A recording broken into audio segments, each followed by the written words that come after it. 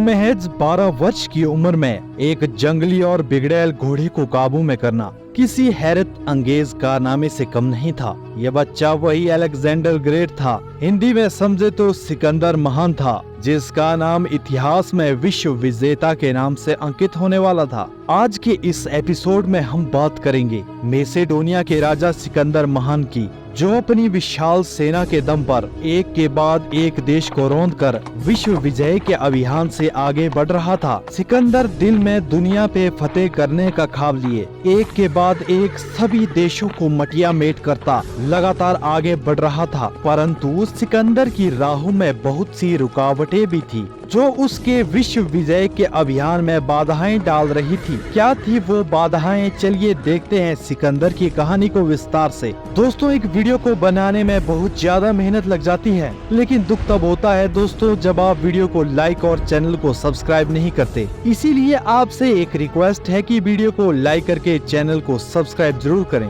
Alexander का जन्म सन 356 ईसा पूर्व में मैसेडोनिया के पेला शहर में हुआ। जन्म होते ही शहर के सभी लोगों ने उसे ग्रीक भगवान जियोस का बच्चा मानने लगे। इसमें उसकी मां ओलंपियास ने भी उसका कम साथ नहीं दिया। सिकंदर के पिता फिलिप द्वितीय ने उन्हें अच्छी शिक्षा और युद्ध शास्त्र में पारंगत बनाने के लिए एरिस्टोटल के पास भेज दिया। यही कारण था कि मात्र 12 वर्ष की आयु में सिकंदर ने एक बिगड़ैल जंगली घोड़े बुसेफेलस को काबू में पा लिया, और जिसके बाद वह घोड़ा जीवन पर्यंत सिकंदर के पास ही रहा। सिकंदर ने उसी घोड़े पर बैठकर बहुत से युद्ध जीते। इतिहासकार मानते हैं कि सिकंदर के पिता की बहुत सी रानियां थी, परंतु उनकी तीसरी रानी ओलंपियास से उन्हें अलेक्जेंडर यानी सिकंदर की प्राप्ति हुई थी। छोटे कद के सिकंदर के चेहरे में एक अलग ललाट थी और उनकी आंखों में एक अलग सा दृढ़ संकल्प दिखाई देता था। यही कारण था कि उसके राज्य के लोग उसे ग्रीक भगवान जियोस का बच्चा मानते थे। इतिहासकार मानते हैं कि सिकंदर ने 18 वर्ष की उम्र में अपने पिता के साथ चोरोनिया के युद्ध में हिस्सा लिया। इस युद्ध को जीतकर सिकंदर का आत्मविश्वास बढ़ता गया और पर्शियन साम्राज्य के प्रति नफरत, पर्शियन साम्राज्य को खत्म करने का सपना हर ग्रीक नागरिक देख रहा था। पर्शियन साम्राज्य को खत्म करने के लिए सिकंदर ने अपने आसपास के सभी राज्य को अपने अधीन कर लिया और एक विशाल सेना का निर्माण किया। इस विशाल सेना के दम पर सिकंदर ने पर्शिया के दक्षिण हिस्से पर आक्रमण किया। हैरानी की बात तो ये थी दोस्तों, पर्शियन आर्मी सिकंदर की सेना से 3 गुना बड़ी थी, परंतु अपनी बेहतर युद्ध नीति और हिम्मत के बल पर सिकंदर ने पर्शियन आर्मी को मार गिराया। ये दुनिया के लिए सिकंदर का पहला हैरत अंगेज कारनामा था। इतिहासकार मानते हैं कि यह युद्ध बैटल ऑफ ग्रेनिशियस के नाम से सिकंदर की जीत के रूप में याद किया जाता है। इस युद्ध में सिकंदर ने पर्शिया के दक्षिण हिस्से को अपने कब्जे में ले लिया था। इतिहासकार बताते हैं कि जब सिकंदर की बहन की शादी हो रही थी, उसी समय किसी ने सिकंदर की सेना में से एक सैनिक ने फिलिप द्वितीय की चाकू मारकर हत्या कर दी। कहते हैं कि जिस सुरक्षा कर्मी ने फिलिप द्वितीय की हत्या की, उसे भी वहीं मार गिराया गया, जिस वजह से यह पता नहीं चल पाया कि फिलिप द्वितीय की हत्या क्यों की गई। सिकंदर का आत्मविश्वास 7वें आसमान पर था। इसीलिए ही कहते हैं ना दोस्तों, शेर की प्यास पानी से नहीं बुझती। इसीलिए सिकंदर पूरे पर्शियन साम्राज्य को मटिया मेट करना चाहता था। दक्षिण हिस्से पर कब्जा करने के बाद सिकंदर के निशाने पर था पूरा पर्शियन साम्राज्य। इतिहासकार बताते हैं कि उस समय सिकंदर की सेना में 47,000 सैनिक थे और वहीं पर्शियन आर्मी में लगभग 1,20,000 के तकरीबन सैनिक थे। ऐसे में सभी लोगों को लग रहा था कि सिकंदर इस युद्ध में मारा जाएगा। पर्शिया के राजा डेरियस III उस दौर में सबसे ताकतवर योद्धा माने जाते थे, जो युद्ध नीति में कुशल और पारंगत थे। सिकंदर और डेरियस के बीच ये युद्ध गाउगा मेला में हुआ। सभी को लग रहा था कि सिकंदर ये युद्ध हार जाएगा और मारा जाएगा, परंतु नियति को कुछ और ही मंजूर था। सिकंदर ने अपने बेहतरीन युद्ध कौशल से पर्शियन आर्मी को रौंद कर आगे बढ़ रहा था। जैसे ही डेरियस III को लगा कि वह युद्ध हार रहा है, वह वहां से भागने की फिराक में था, परंतु पर्शियन आर्मी के एक सैनिक ने उसकी हत्या कर दी और इस तरह से सिकंदर ने उस दौर के सबसे बड़े पर्शियन साम्राज्य का खात्मा कर दिया। 25 साल का अलेक्जेंडर पूरे एशिया का किंग बन चुका था। सिकंदर का साम्राज्य मैसेडोनिया से अफगानिस्तान तक फैल चुका था। इतिहासकार मानते हैं कि सिकंदर की इस जीत के बाद छोटी छोटी सेनाओं वाले राजाओं ने बिना युद्ध के ही सिकंदर के सामने घुटने टेक दिए। पर्शियन पर जीत पाने के पश्चात सिकंदर ने पर्शियन सेना के अधिकारियों को जीवित छोड़ दिया और उनको उनके हिसाब से जिंदगी जीने की आजादी भी दी। पर्शियन लोग शुरुआत में सिकंदर से नफरत किया करते थे, परंतु सिकंदर पर्शियन लोगों के दिलों में राज करने के लिए बहुत से प्रयत्न करने लगा, जिसमें सिकंदर कामयाब भी रहा। सिकंदर ने पर्शिया में जीत पाने के बाद पर्शिया के सारे खजाने को खोल दिया और पर्शिया के खजाने में सारी धन दौलत को वहां के लोगों में बांट दिया गया। सिकंदर ने पर्शिया में ऐसा कोई भी ग्रीक कानून, धर्म या संस्कृति लागू नहीं की जिसे पर्शिया की जनता को मजबूरन मानना पड़े, बल्कि सिकंदर ने पर्शियन को उनके धर्म के अनुसार रहने की आजादी दी। सिकंदर उनके तीज त्योहारों में शामिल होने लगे। इतना ही नहीं बल्कि सिकंदर ने किसी भी अधिकारी को उसके पद से नहीं हटाया। सिकंदर ने अपने दुश्मन डेरियस की बेटी से शादी की। सिकंदर जिस भी राजा को हराता वह वहाँ की जनता को उनके अनुसार जीवन जीने की आजादी देता था। सिकंदर हर धर्म, हर संस्कृति को मानने की आजादी देता। यही कारण था कि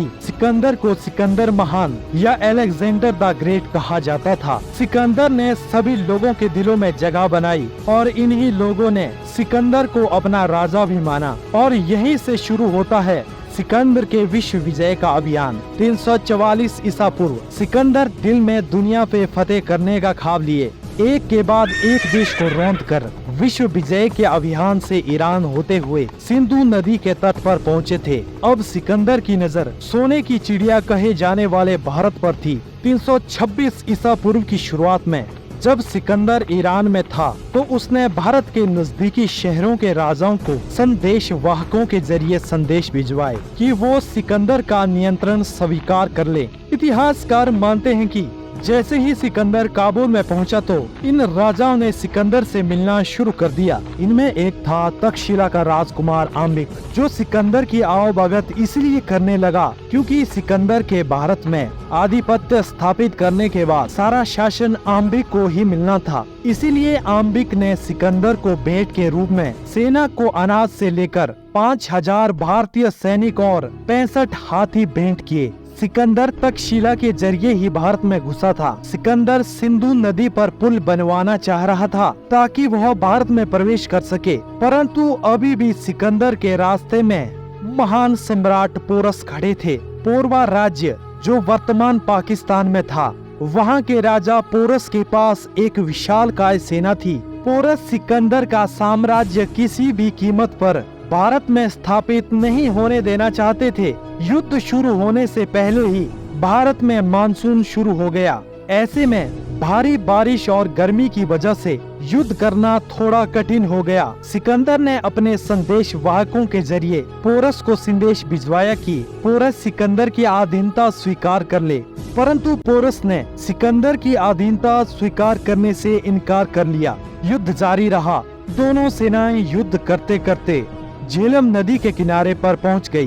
पोरस की सेना झेलम नदी के उस पार थी। सिकंदर मौके की तलाश में था कि वो किसी तरह झेलम नदी को पार कर पोरस पर धावा बोल दे, और इसी कड़ी में सिकंदर ने अपना शिविर झेलम नदी के किनारे में ही लगा दिया। इतिहासकार बताते हैं कि मानसून चल रहा था। ऐसे में तेज आंधी तूफान आया और सिकंदर की सेना ने तेज आंधी तूफान के आते ही नदी पार की। हालांकि सिकंदर की सेना के कई सैनिक इसी प्रयास में मारे गए। पोरस की सेना में बड़े बड़े हाथी थे, परंतु सिकंदर की सेना ने पोरस की सेना को रौंद दिया। यह लड़ाई झेलम नदी के किनारे वर्तमान पंजाब के जलालपुर में हुई थी। इस घमासान युद्ध में सिकंदर के सबसे प्यारे घोड़े ब्यूसीफेलस की तीर लगने की वजह से मौत हो गई थी। वहीं दूसरी ओर पोरस बड़े हाथी पर बैठकर युद्ध कर रहा था। हालांकि पोरस का हाथी बुरी तरह जख्मी हो चुका था, परंतु ये हाथी अपनी वफादारी का सबूत दे रहा था। पोरस की सारी सेना को सिकंदर की सेना ने चारों ओर से घेर लिया, जिसके बाद सिकंदर ने संदेश वाहकों द्वारा संदेश भिजवाया कि यदि पोरस हथियार डाल दे तो सिकंदर उसकी जान बख्श देगा। पोरस की सेना हारने की कगार पर थी, परंतु पोरस बहादुरी से युद्ध करता जा रहा था। सिकंदर ने एक बार फिर से एक संदेश वाहक को पोरस के पास भेजा, जिसने पोरस को हथियार डालने के लिए मनवा लिया। सिकंदर 6 फुट के पोरस को देखकर काफी प्रभावित हुआ। पोरस को बंदी बनाने के बाद सिकंदर ने पोरस से पूछा कि उसके साथ क्या सलूक किया जाए, तो पोरस ने जवाब दिया, जो एक राजा दूसरे राजा के साथ करता है। इतिहासकार बताते हैं कि पोरस की बहादुरी और निडरता से खुश होकर सिकंदर ने न सिर्फ उसे जीती हुई जमीन लौटा दी, बल्कि आसपास की कुछ अतिरिक्त जमीन भी पोरस को दे दी। हालांकि सिकंदर के समर्थक इस फैसले से काफी हताश थे, लेकिन राजा के सामने किसकी चल सकती है। अपने घोड़े की याद में सिकंदर ने उसी जगह पर एक शहर की स्थापना की, जिसका नाम ब्यूसीफेलस रखा गया। सिकंदर की नजर अब भारत के सबसे समृद्ध जनपद मगध पर थी, जो उस दौर में भारत का सबसे शक्तिशाली साम्राज्य था। उस दौर में मगध में घनानंद का शासन हुआ करता था। मगध के अलावा दूसरे किसी जनपद में इतना सामर्थ्य न था कि सिकंदर की विशाल सेना के सामने खड़ा भी हो सके। मगध एक समृद्ध जनपद था, जिसके पास बेतहाशा धन दौलत थी। इतिहासकार मानते हैं कि यदि सिकंदर मगध को भी जीत लेता, तो सिकंदर पूरी तरह से भारत में अपना आधिपत्य स्थापित कर लेता। इतिहासकारों के अनुसार सिकंदर की सेना एक बड़े अरसे से युद्ध कर रही थी, जिस वजह से सेना थक चुकी थी और सिकंदर की सेना में विद्रोह होने लगे। सिकंदर ने लगभग संपूर्ण विश्व को जीत ही लिया था, सिवाय पाटलिपुत्र यानी मगध के।